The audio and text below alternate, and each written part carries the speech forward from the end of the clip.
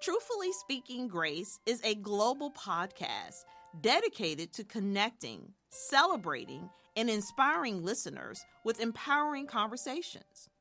Join host Agatha Corbin as she gracefully builds with real people, sharing real stories, and unlocking real enlightening truth.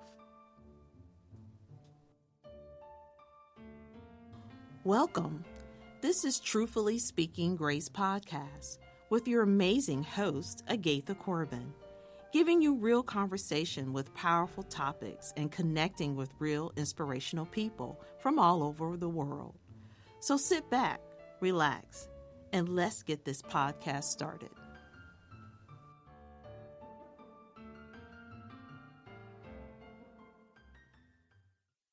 I am so excited to bring my truth to the world. What is the truth of Agatha Corbin? Agatha Corbin, she is an amazing single mom of two outstanding young men who are now graduated from high school, one from college, one in college. She is a woman in transition of an empty nester, ready for an adventure.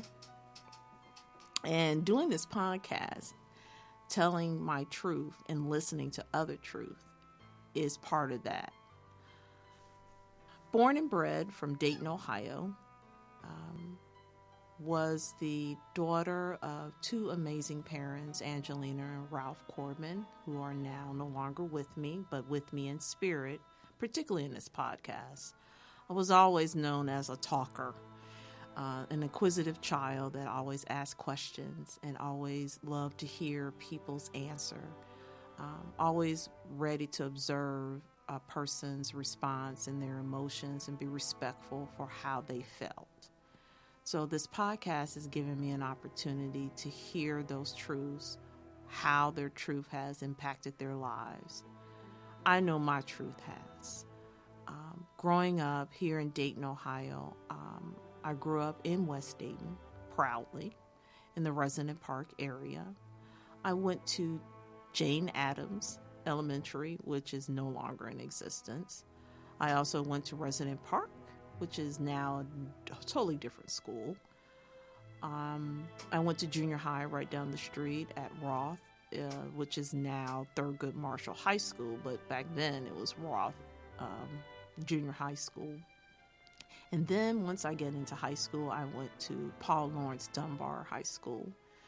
All through my school career, I was definitely known as a little bit of a nerd, but a cool nerd. I always spoke my mind. I always stood up for people that didn't have a voice. My auntie and my mother, who were two powerful women, always taught me to be, it was okay to be different, to speak your mind but be respectful. My mother's mother, my grandmother, was a business owner, a landowner, and she was also a preacher. And back in those days, in the 1800s and 1900s, it was very unheard of for women to own businesses, much less a black woman.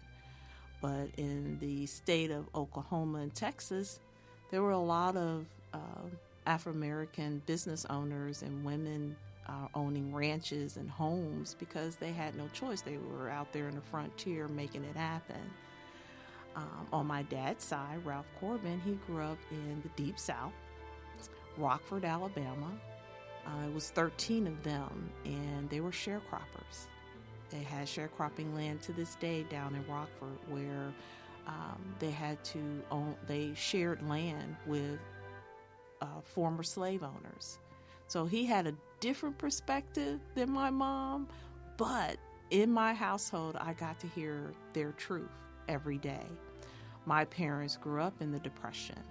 My parents grew up in the Civil Rights Movement. And my mom was still with us when we got our first Afro-American president, Barack Obama. So I feel privileged that I got to live in such a eclectic life with two older parents and two older brothers, because I got to hear their truth, live their truth in history in my own home.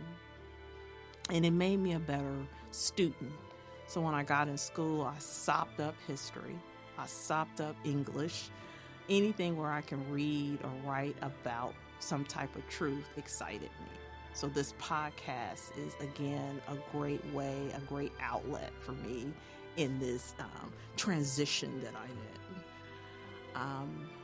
Also in high school, I was, of course, an honor roll student, but I also was an arts type person. I love the arts. I love drama. Go figure. But then I also love politics. So I was a great debater. If you looked in the 88 yearbook, I was known as kind of the Angela Davis of my class. I always ran for some type of office. I always wrote papers and had some type of political cause. Back in the 80s, my biggest cause that I fought for was against apartheid in South Africa. I educated my own class on what that really meant. And then after that, I went off to college. I was starting out to be a fashion designer because I loved art. I sketched a lot. I always dressed different. And this difference in dress came from my aunt, Clara.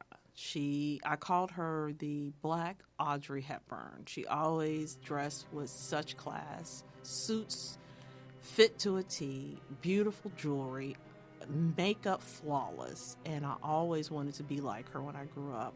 I would visit my aunt's house just to get into her jewelry in her closet.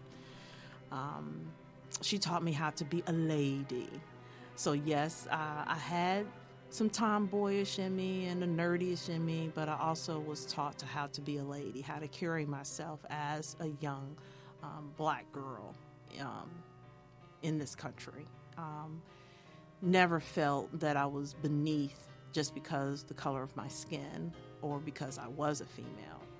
That was not an option. I was also a daddy's girl. My dad, Ralph Corbin, was ex-military. He fought in World War II. He would sit and tell me stories about the brutal racism that he had to go through in World War II, particularly when he was stationed in Europe. He told me the story about him being followed down the streets of a French city or town, and him and his other soldier friends were coming, I guess, out of a bar, and these women, French women, would follow them up and down the street laughing and looking, and he asked them, what are you looking at? And they were saying, well, we were told that you were monkeys in America, so we were trying to look for your tail. And I remember as a 7-year-old girl, I'm looking at my dad, and he was so serious and heartbroken. But he told me these stories because he wanted me to remember why he fought and what he went through for this country, even though he was never considered a true citizen. So I got to live with heroes in my household. My mother left home when she was 14 and was on her own up until through her marriage. She worked domestic jobs.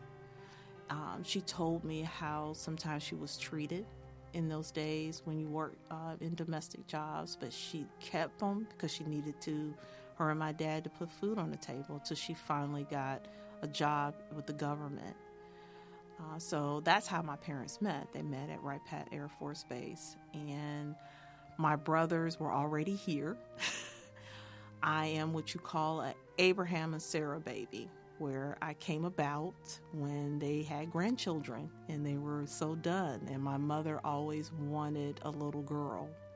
So my dad just was like, they had foster children, they had my brothers, they had, they had their grandchildren. So they had a house full of kids already. And then lo and behold, God blessed them with me. And so Of course, I was it, and I was extremely spoiled because I had two older brothers and a dad and a mom that just thought I was the peaches, the sweet peaches of their eye. That's my nickname. So I could say that in West Dayton, I lived a good life. And unfortunately, in today's West Dayton area, a lot of young people are not living that good life that we had. We wasn't wealthy, but you couldn't never tell me that I wasn't. My parents worked. They owned their home. They owned their cars. Like I said, my grandparents had businesses. I knew about business ownership in my community way before, I saw it for myself. Our neighbors who owned shops and stores. And I always had that passion to bring that kind of economic growth back into my community. So that's how I started a nonprofit here. But that's another story. Thanks for listening to Truthfully Speaking Grace Podcast. Stay tuned for another episode with more real conversations, celebrating real and inspiring people from all around the world.